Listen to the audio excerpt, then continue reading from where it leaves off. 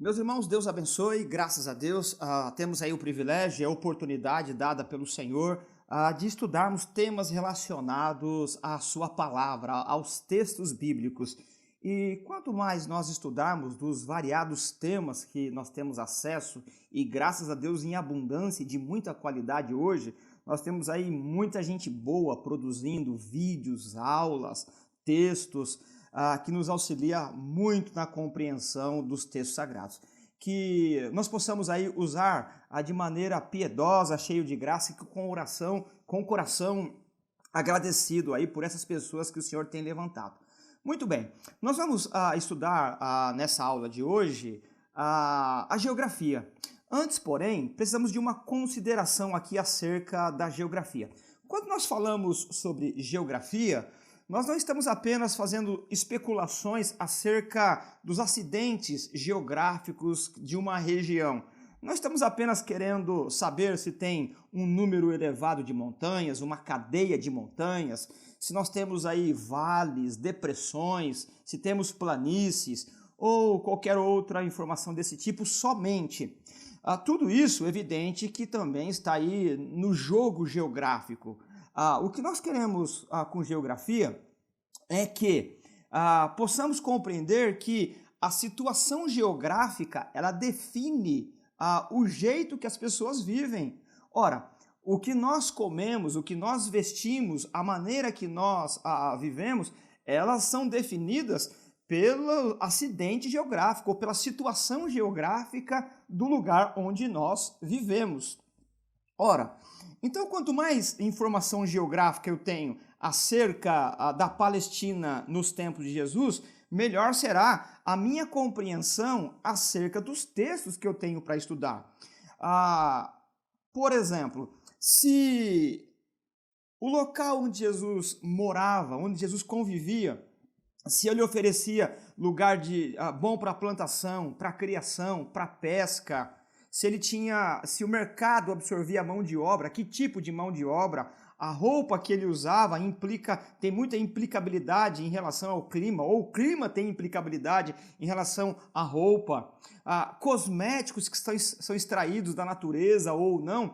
Então você percebe que quando nós falamos de geografia, não é uma perca de tempo. Geografia nos ajuda a compreender, ela dá um colorido, ela nos ajuda a entrar mais no mundo das pessoas que nós estamos vivendo, estudando, lendo sobre ela. Então, é muito importante que nós estudemos geografia, principalmente geografia bíblica, que é o nosso assunto. É evidente que nós não estamos aqui fazendo um curso de geografia intensivo. A minha intenção maior é fazer uma introdução, um panorama bastante ligeiro, para que, de alguma forma, esse desejo de estudar geografia seja aguçado em cada um de nós, para que nós possamos aí dedicar muito mais tempo, ou o tempo que a gente consiga fazê-lo, no estudo de geografia. Se você tiver condições mesmo na internet, que oferece muito trabalho, muito material para você pesquisar, material riquíssimo, ou mesmo, como eu já disse, tem muita gente produzindo, editoras produzindo material de excelente qualidade. Não é uma perca de tempo, é pelo contrário, nós temos aí um ganho se nós tivermos aí o domínio da geografia, ou pelo menos as questões principais. Muito bem, como eu disse aqui, não tenho a intenção de fazer um curso intensivo de geografia, mas mostrar algumas coisas que vão dar um certo sentido, um certo colorido aí no nosso estudo sobre a vida de Jesus. Então, vamos à nossa tarefa aqui. Geografia bíblica. A primeira questão que eu quero trabalhar aqui com vocês é a questão da demografia. Quando nós falamos de demografia, nós estamos falando da concentração de pessoas num determinado local. Então, uma análise, um estudo demográfico é um estudo que vai apontar o tanto de pessoas que vivem concentrada num local. É o número de pessoas que vivem num determinado local estudado. Então, a primeira informação que nós temos aqui, ela diz respeito ao Império Romano. Isso é importante porque tudo que nós estudarmos acerca de Jesus, do convívio das pessoas, eles estão interagindo com o Senhor, nós temos que levar em consideração que o Império Romano está ditando as regras daquelas pessoas. Então, tudo que nós fizermos aqui temos que considerar, querendo ou não, a implicabilidade política e imperialista cultural dos romanos. Então, a primeira informação, qual é? Nós não temos, não há informação precisa de quantos judeus viviam no Império Romano nos tempos do Novo Testamento. Então, nós estamos aí falando de forma muito abrangente. Império Romano, quantos judeus tinham no Império Romano? Não temos assim uma exatidão, os números variam muito. Então, para não ficarmos aí sem uma informação, eu coloquei que os dados variam entre 2 e 3 milhões, como você pode fazer a leitura aqui, né? Isso nos ajuda a compreender que no Império Romano, 2 ou 3 milhões, de 2 a 3 milhões de judeus, eles estão vivendo. E eles estão vivendo não só na Palestina, em Israel, em Jerusalém, eles estão espalhados, eles estão mais ou menos aí em torno de 2 a 3 milhões. Outra informação importante para nós é que pode-se afirmar com certeza, se nós temos uma dúvida quantos são, nós podemos ter certeza de que havia mais judeus vivendo na Síria que na Palestina.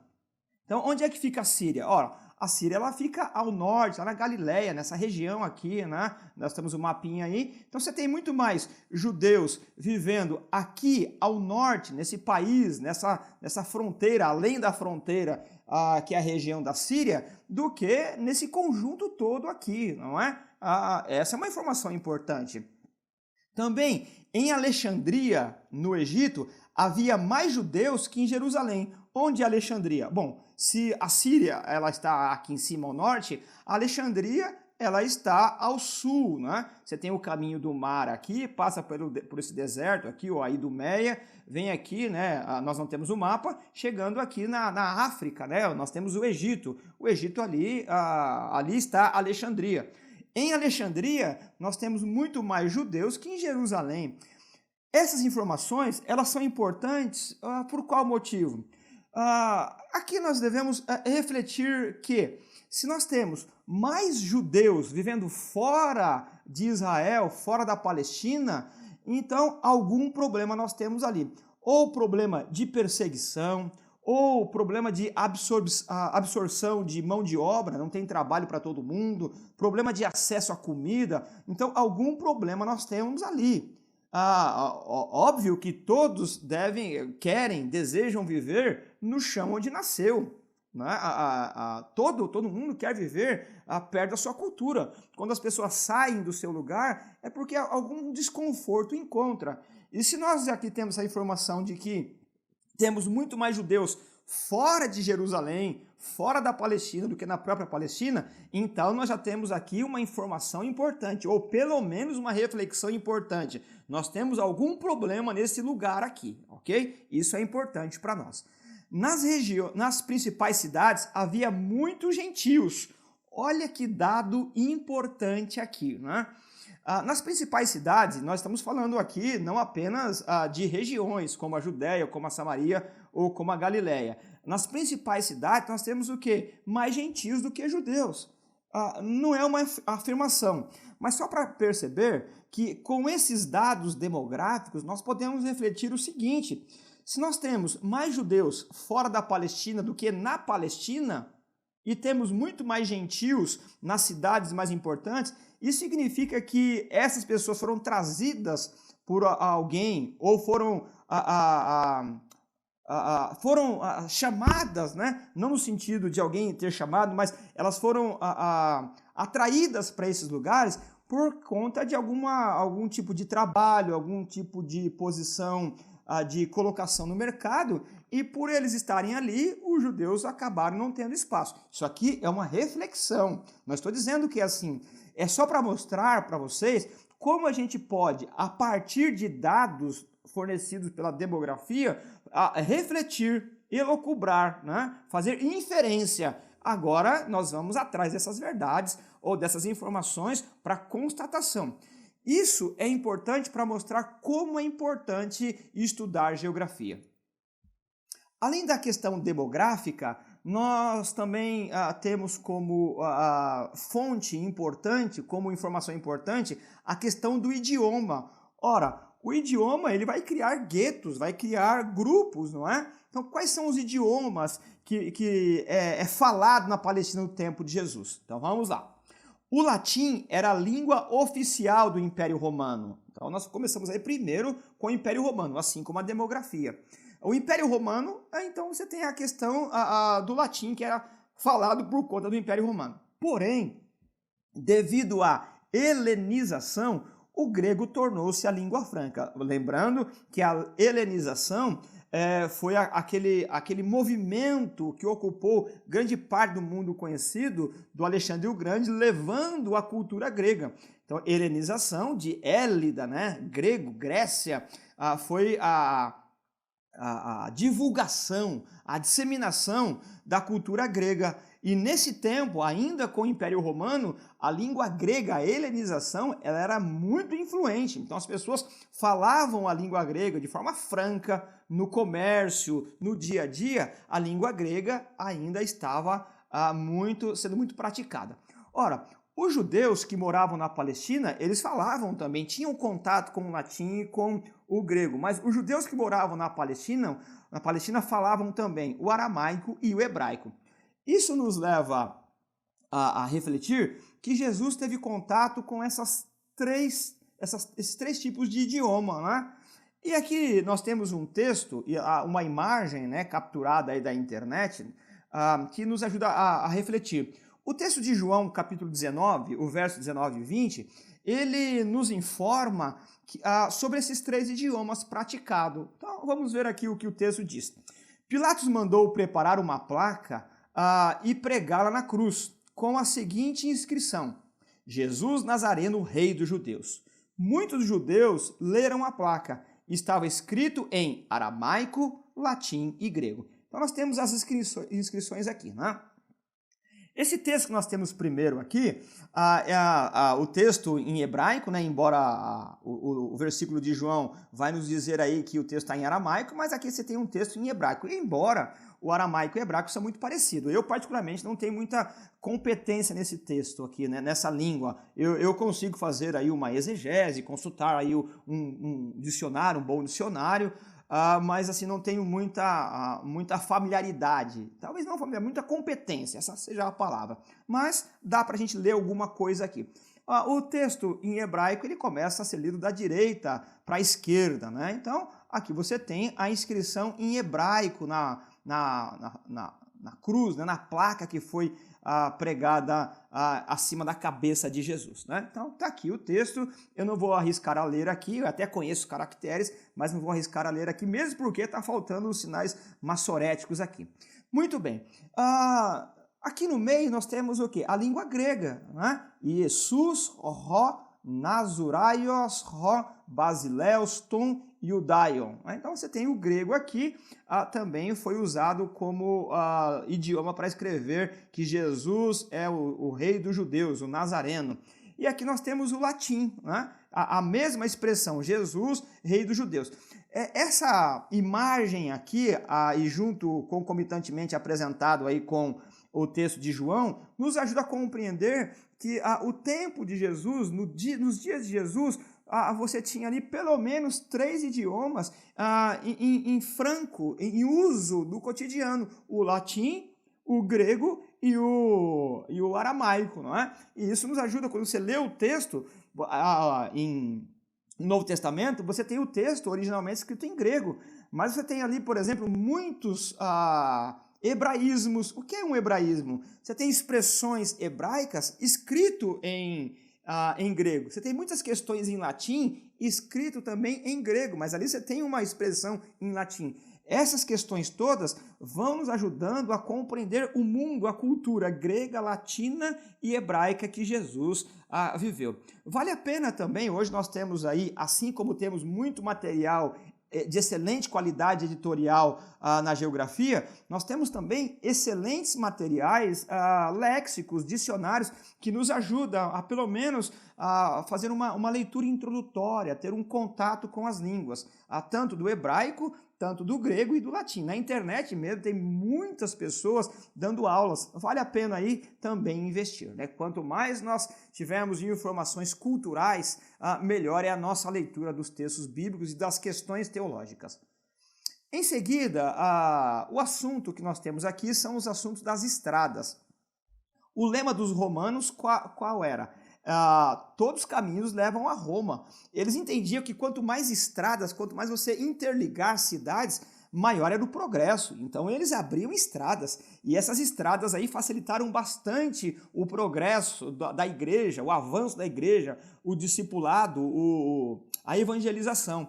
Então o lema dos romanos era: todos os caminhos levam a Roma. Então eles construíram estradas. Eles possuíam uma tecnologia bastante avançada já naquela época. Então vamos ao texto aqui. De modo geral, as estradas na Palestina eram precárias. Foram os romanos que, devido à política expansionista, construíram boas estradas. O lema era: todos os caminhos levam a Roma. Isso nós vamos ver em alguns mapas como os romanos eles trabalharam na infraestrutura do império. Isso facilitou muito, né, o trânsito. Além do mais, eles colocavam patrulha do exército para levar aquilo que eles chamavam de pax romana, né?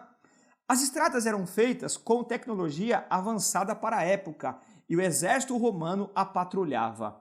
Ao longo das estradas eram colocadas marcas para indicação das distâncias. Olha só, além da infraestrutura, né, do solo para suportar o peso, né, dos viajantes, para ser uma estrada de qualidade, eles colocavam sinalização. Nós lemos essas questões nos textos bíblicos, isso vai nos ajudar bastante.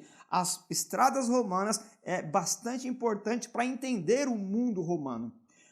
As pedras que marcavam as distâncias também serviam para marcar o limite que um soldado romano podia exigir de um civil transportar objetos, né? Então, se nós lêssemos aqui o texto de Mateus capítulo 5, 41, nós temos Jesus dizendo assim: se alguém quiser que você leve algum objeto em uma milha, leve duas. Então, os soldados romanos eles tinham uma lei e essas marcas, se o soldado estava carregando uma mala, algum objeto, era obrigação de um civil qualquer pegar aquela mala, aquele objeto e levar por uma milha.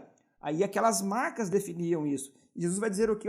Se o seu inimigo quer que você leve uma milha a algum objeto, surpreenda ele, leva duas, vá além da lei, supere, né? Surpreenda ele nas suas expectativas. Então, estrada romana para nós também é um assunto bastante importante. Nós temos esse mapa aqui para ilustrar o quanto os romanos investiram em estradas.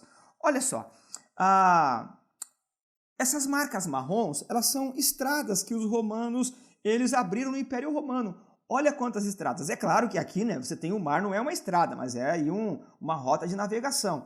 Tudo isso facilitava o transporte de mercadoria, e as mercadorias eram taxadas. Tudo isso tem taxa. Lembra que nós estudamos numa aula anterior que os romanos cobravam taxa para tudo. Isso fomentava a economia. Imagine um produto aqui do Oriente, né, do Oriente Médio, ou para cá, do Extremo Oriente, sendo trazido, né, nessas estradas, pagando taxas nas alfândegas, trocando dinheiro, tomando aqui os navios nos portos, as taxas alfandegárias, aduaneiras, né? Aí atravessava o mar, chegava em outro lugar. Isso fomentava a economia. E os romanos, eles fomentavam isso. Olha aqui a região aqui, que é o alvo do nosso estudo, o objeto do nosso estudo aqui, a Palestina. Jerusalém bem aqui, não é? Olha quantas estradas temos aqui. Esse roxinho aqui, eles vão chamar de caminho além mar. Por quê? Ele passava bem pertinho aqui, não é? Do mar Mediterrâneo. E essa terra aqui, esse espaço, ele era muito cobiçado, muito desejado, porque quem domina essa costa toda aqui, nós vamos ler isso alguns slides adiante, para perceber o quanto é importante a navegação. Então, Jerusalém está por aqui, Israel está mais ou menos nessa região aqui. Olha quantas estradas aqui, né? Até que tem pouco nessa parte aqui, pouco nesse ilustração aqui. Mas você percebe que abrir estrada, ela traz o quê? Prosperidade. Então, entender que estrada é importante naquela época, para aquela época, nós vamos compreender também as questões econômicas de transporte, de acesso a uma cidade a outra e coisas dessa natureza. Em seguida aqui nós temos esse mapinha, uma ilustração, é claro, né, sobre o Mar da Galileia. Por esta foto, nós vamos perceber que o Mar da Galileia de fato não é um mar, ele é uma grande lagoa, uma enorme lagoa. Deixa eu recuar aqui um pouquinho o mapa para a gente ver a diferença, né, desse mar da Galileia, que na verdade é um lago, do mar Mediterrâneo mesmo, né? Então, voltando aqui, ó, esse é o mar Mediterrâneo. O mar da Galileia é esse pontinho aqui, né? Mas ele é muito importante. Então aqui nós temos a foto do mar da Galileia. Se nós lembrarmos de novo aqui o mapa anterior, o mar da Galileia está onde? Está aqui à nossa esquerda, né? Atravessando toda essa parte aqui, né? A pé, por terra seca, chegaríamos aqui, lá no mar Mediterrâneo. Então, quando nós falamos de mar da Galileia, estamos se referindo a essa porção, essa massa de água aqui, que é muito importante para a vida das pessoas na Galileia. Não só da Galileia, mas fomenta aí toda uma economia. As pessoas, olha as estradas aqui, né? Elas aparecendo aqui. As pessoas que estão viajando, quando chegam em cidade como Cafarnaum, por exemplo, tem rede hoteleira, tem questões de pesca, o comércio, a cultura, o turismo de comércio, o turismo de negócio, o turismo cultural, o turismo de visitação, ele é fomentado aqui. Então, esse Mar da Galileia é muito importante. O Mar da Galileia é um enorme lago de água doce que fica entre cadeias de montanhas. O nosso mapinha aqui, por ser uma ilustração, ele deixa um pouco a desejar, mas ao redor do Mar da Galileia, é claro que não sistematicamente, né, imediatamente à margem você tem montanha, mas você tem cadeias de montanhas ao redor aqui que vão nos ajudar a entender por que o Mar da Galileia é bastante agitado. Então ele tem bastante cadeias de montanhas aqui. Por conta dos ventos, né? Alguns vão falar que vem ventos, os ventos vêm lá do Oriente e eles pegam um corredor ali, tem toda uma questão científica para explicar essa coisa.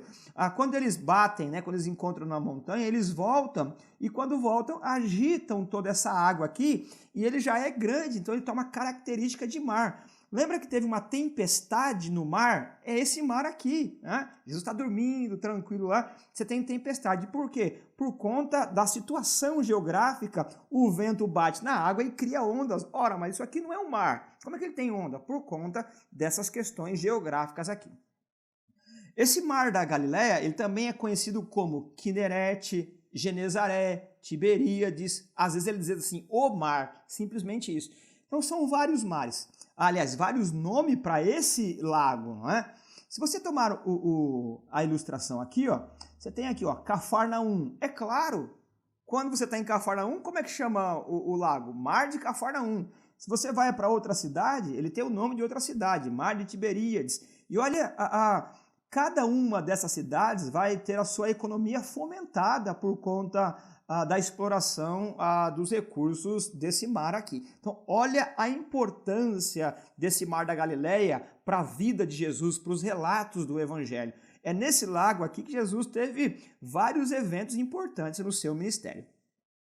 Próximo da grande estrada principal, né? Olha só, qual é a grande estrada principal? Você tem uma estrada que vem lá do Oriente, passa aqui em Cafarnaum, passa perto do Mar da Galileia, porque aqui o comércio é importante e ele desce até ao sul. Então, próximo da grande estrada principal, nós temos aí o Mar da Galileia.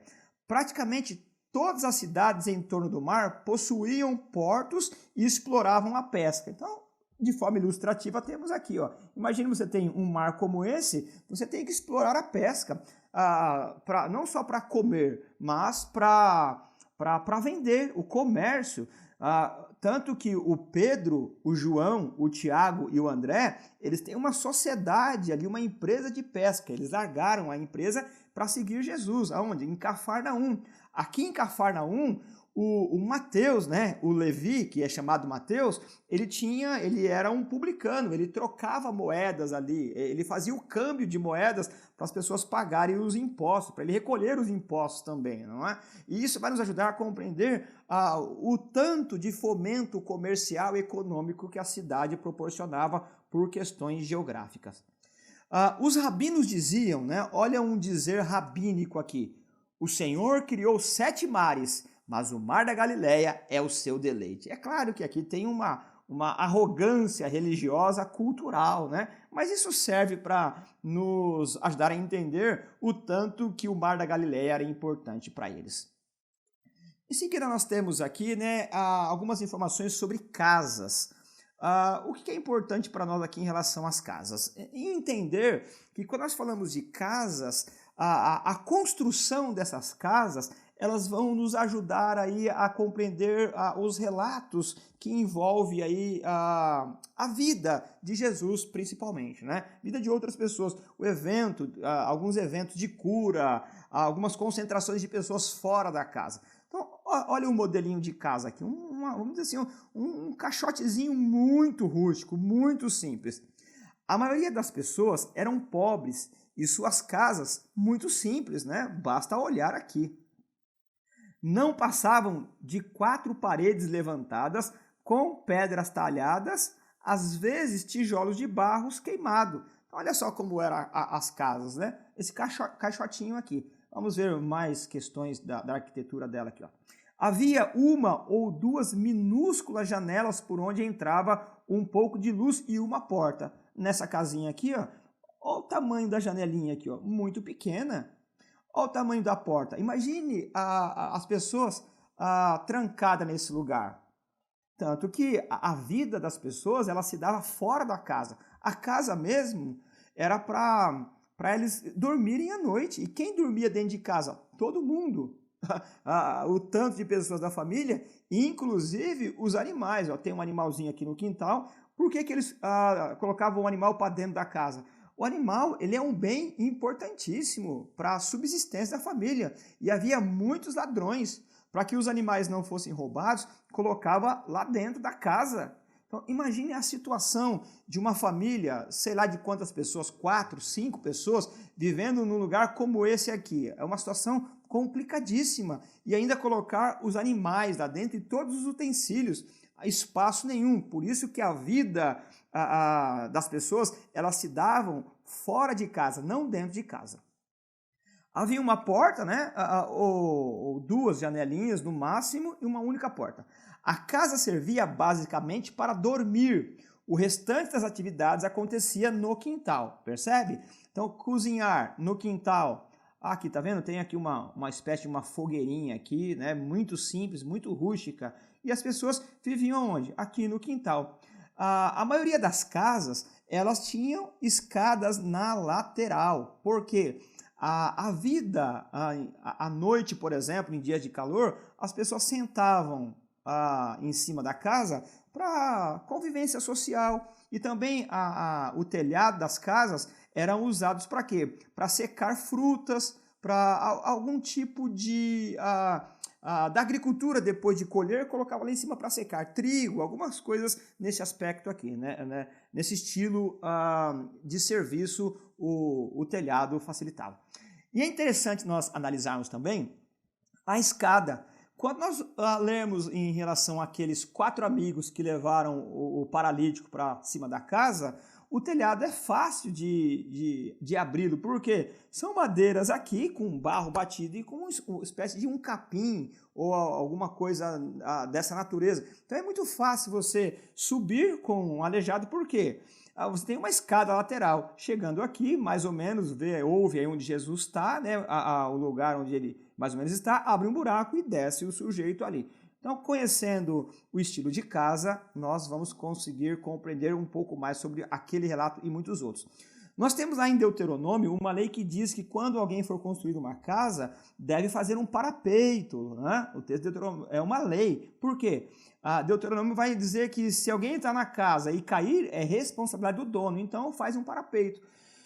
Conhecendo o estilo das casas, essas questões legais, essas questões culturais, os relatos dos evangelhos vão ter para nós mais sentidos, né? Então, o lado era construído uma escada que dava acesso ao telhado, onde usavam espaço para secar frutas e grãos. As famílias e amigos se reuniam em cima da casa em dias de calor. Então nós temos aqui uma casa muito típica, muito provavelmente Jesus viveu numa casa como essa daqui, né?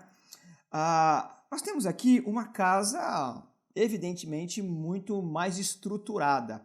Nas casas de pessoas mais ricas, havia um pátio onde os animais podiam ficar do lado de fora durante o dia. Ora, isso já dá um ganho de qualidade de vida maravilhoso. Se você tem uma casa como essa, muros que protegem, então os animais podem ficar nessa planta da casa aqui, né? Isso vai facilitar bastante.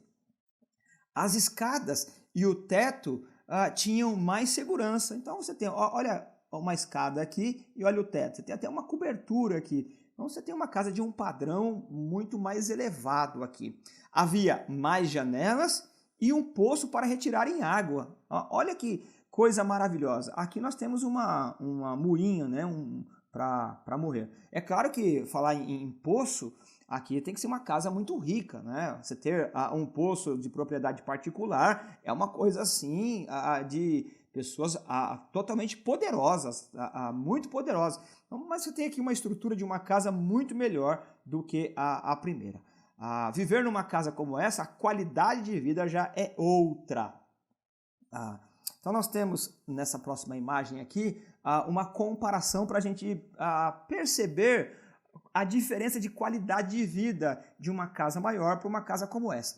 Então, olha aqui a mulher subindo na escada, né, para fazer o seu serviço no telhado. Então o telhado era usado aqui para armazenar algumas coisas, para secar grãos, secar trigo, coisas dessa natureza. Dentro da casa, os animais têm participação ativa e à noite eles vão dormir lá, aqui o lugar onde eles se alimentam, né? Você tem aqui um patamar mais baixo, né? Isso é muito interessante que a casa que Jesus nasceu, quando você pega um bom comentário, você vai estudar que a casa que Jesus nasceu é mais ou menos assim mesmo. Você tem um patamar onde os animais viviam aqui junto com as pessoas. Isso nos ajuda a compreender e tirar conclusões teológicas maravilhosas acerca do nascimento de Jesus. Mas muito bem, olha aqui, né? Você tem aqui umas prateleiras, uns utensílios de barro aqui, essa coisa toda aqui. E uma janelinha. Então, cozinhar, a vida doméstica, tudo para fora de casa. A vida de uma casa, de um rico, de uma casa mais estruturada, olha como ela é muito melhor. As coisas são mais divididas, você tem mais espaço, você tem mais área. Olha aqui um lugar aqui para refeição, né? Então a coisa é muito melhor. O estilo de vida aqui é muito melhor. Uma porta bem bacana para ter acesso a esse átrio aqui. São portas para cada cômodo. Então, se você comparar essa casa pobre e essa casa de uma pessoa mais rica, você percebe a diferença aqui bastante significativa. Em seguida, aqui nós temos uma planta, uma ilustração acerca de Jerusalém, da cidade, nos tempos de Jesus. Eu destaquei aqui alguns lugares importantes aqui. Aqui você tem um anfiteatro, né, onde ocorria aqui alguns esportes, coisas dessa natureza. Aqui você tem o Palácio de Herodes, né, esse quadrado, essa planta quadrada aqui é o Palácio do Herodes. Mais à direita aqui você tem o Gólgota, né? O Gólgota é fora da cidade, você tem os muros da cidade aqui. Aqui alguma ilustração aqui, tá bem pequenininho, não dá para ver, mas aqui você tem as cruzes, né, para dizer aqui que é o Gólgota. Aqui você tem uma montanha, né, alguma coisa assim. Aqui embaixo você tem um vale. Então aqui é o Gólgota. Esse lugar aqui é chamado de Fortaleza Antônia, esse quadradinho aqui, né? Olha, tem as torres aqui, é uma Fortaleza Antônia. Essa fortaleza, ela é bastante interessante. Esse lugar aqui, os romanos, eles deixavam soldados vigiando o que ocorria no templo. Então você tem aqui uma espécie aqui de um lugar onde vigiava. E a partir aqui de uma torre, né, de um lugar, os soldados ficavam vigiando, e qualquer motim que acontecia no pátio, ou algum lugar aqui que eles percebessem, eles já entravam logo em cena para acabar com a confusão. Então essa fortaleza Antônia aqui, ela era muito estratégica. Por exemplo, quando Jesus está no templo, e ele vira a mesa dos cambistas em algum lugar do pátio aqui, os soldados romanos estão vendo isso daí, porque eles não tiram o olho dali, é uma questão de segurança. Em grandes festas, há uma concentração bastante importante de pessoas, e eles aumentam, e é claro, né, a vigilância e a segurança. Quando Jesus está escrevendo lá no chão, em algum lugar do templo, naquele caso em que os fariseus e os mestres da lei levaram uma mulher apanhada em adultério, ou supostamente apanhada em adultério, Jesus estava escrevendo no chão ali, e muito provavelmente os soldados estavam vendo e olhando tudo que acontecia ali, se eles iam apedrejar a mulher ou não, se haveria algum motim ou não. Então essa fortaleza Antônia aqui, ela é muito interessante para nós entendermos que eles estão sempre vigiando o templo. Aqui mais abaixo, nós temos o tanque de Betesda. Esse tanque de Betesda aqui, né, muito provavelmente eles pegavam algumas ovelhas, alguns animais, davam banho aqui para entrar no templo, sacrifício. É isso que a gente lê em alguns comentários. E aqui então surgiu aquele mito, aquela tradição de que algum anjo ele mexia as águas e as pessoas pulavam ali para ser curadas.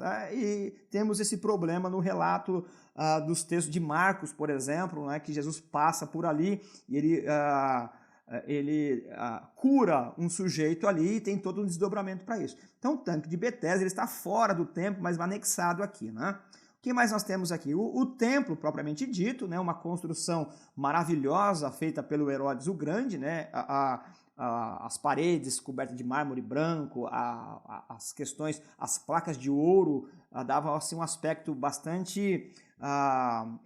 um esplendor, né, magnífico do templo aí que o Herodes havia dado ao templo de Jerusalém naquela época. Você tem os pátios aí, essa questão toda. Aqui você tem o Sinédrio. O Sinédrio ficava aí praticamente no pátio do templo aqui.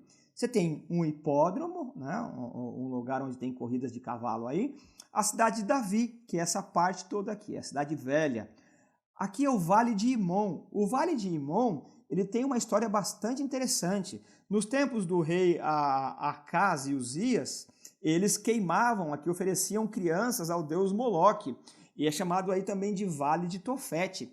Quando eles queimavam as crianças, né, nos braços daquela estátua de bronze incandescente do Moloque, para não ouvir o grito das crianças, eles batiam o tambor, por isso que é chamado também de Vale de Tofete. E o rei Josias, ele acabou com esse tipo de prática e fez desse lugar aqui, o Vale de Himom, um depósito de lixo. E nos tempos de Jesus, isso aqui é um lixão. As pessoas jogavam ali animais mortos, até pessoas que possivelmente morressem, não tinha identificação, era jogado ali por questões higiênicas, aquela lei levítica. Além do mais, o lixo ia tudo para lá. E o fogo constantemente ia queimando. É daqui que Jesus tira a ilustração do inferno. O bicho não morre e o fogo não apaga. Você percebe que quando nós falamos de questões metafísicas, como o céu ou como o inferno, você tem paralelos sobre ele. Você não tem uma questão exata de como ele é, mas paralelos. O inferno ele é tirado daqui, né, o Vale de Himom. Aqui nós temos também o Getsêmani. Então, conhecer um pouco da planta de Jerusalém também nos ajuda a compreender melhor os textos que nós teremos aí para estudar. Uma última informação aqui é sobre a alimentação. Os romanos costumavam fazer 4 refeições diárias. Em geral, comiam pão, mingau de aveia, sopa de lentilhas, leite de cabra, queijo, toicinho defumado, verduras, legumes e frutas. Então os romanos tinham aí uma dieta bastante importante, não é? Os judeus costumavam fazer 2 refeições diárias. Olha já o estilo de vida, né? Não, temos aqui só a questão cultural. por questões culturais, um come 4 vezes e outro come 2 vezes. Não é só isso. Se essa questão passa a ser cultural, é porque outrora você tinha uma escassez de alimento. Né? Então, os judeus costumavam fazer 2 refeições diárias. A dieta consistia em pão, frutas, verduras e legumes. Então, se você comparar a dieta dos romanos e dos judeus, você tem aí uma diferença significativa. A carne era reservada para os dias de festas. O peixe era comido com mais frequência. É lógico que você tem o Mar da Galileia, né? Principalmente o Mar da Galileia, mas tem outros rios também, Rio Jordão, essa coisa toda aí. Então, o peixe estava na dieta aí. Por isso que pão e peixe você encontra com mais frequência nas narrativas. Usavam uvas passas, figos, tâmaras e mel como adoçantes. Então, essas informações, é evidente que nós carecemos aí de muito mais informações geográficas. É evidente que nós temos aí um campo muito mais vasto. Mas essas informações preliminares e panorâmicas, elas vão nos ajudar a compreender a importância da geografia nos textos bíblicos. No nosso caso aqui, o objeto do nosso estudo são os evangelhos. Então, todas as vezes que nós tivermos ali questões de alimento, de vestes, de rios, de questões de plantação, de colher, de pescaria, de negócio, tudo isso vai nos ajudar a entender melhor. E esse melhor entendimento, ele vai ser mais eficiente pelo tanto de geografia que nós conhecemos. Muito bem, nós terminamos aqui essa aula sobre geografia, essa aula introdutória. Na nossa próxima aula, nós vamos começar a estudar os evangelhos propriamente dito. Nosso primeiro tema é a genealogia apresentada por Mateus e por Lucas. Deus abençoe, meus irmãos, em nome de Jesus. Que a boa mão do Senhor esteja sobre nós.